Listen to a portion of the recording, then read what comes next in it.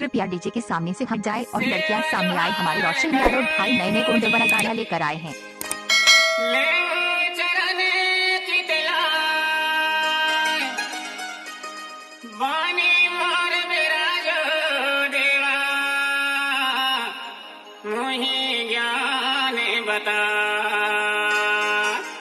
Mixed by DJ Roshan exclusive. Guruling महाराज भोले की रसदा बताए दे।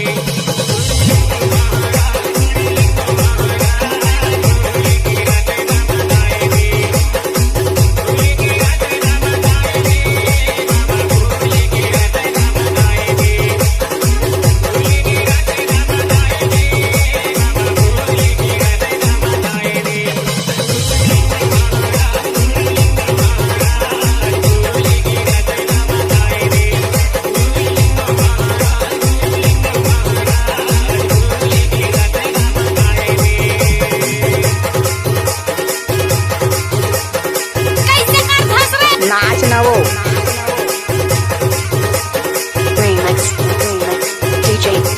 Mixed by DJ Roshan exclusive.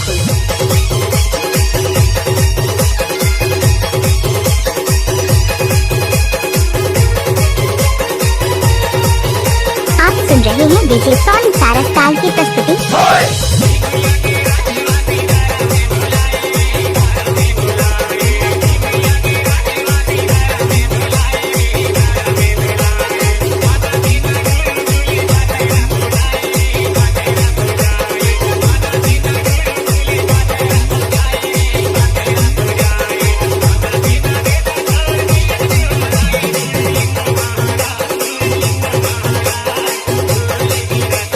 Mixed by DJ Roshan exclusive.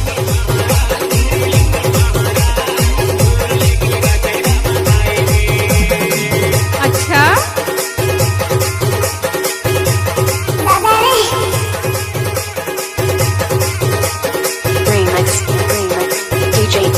Mixed by DJ Roshan exclusive.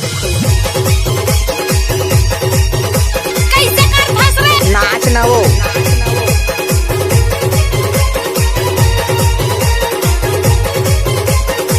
एक बार मोड़ कर नाच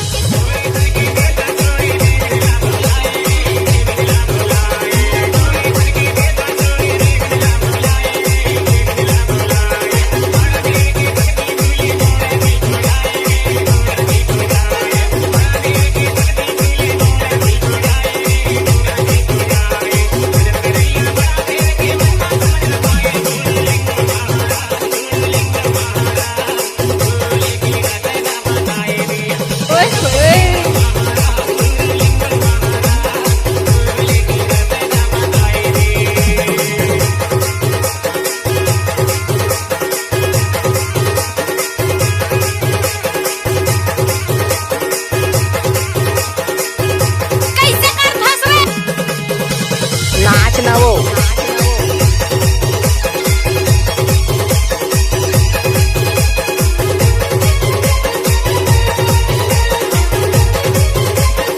Mixed by DJ Roshan exclusive.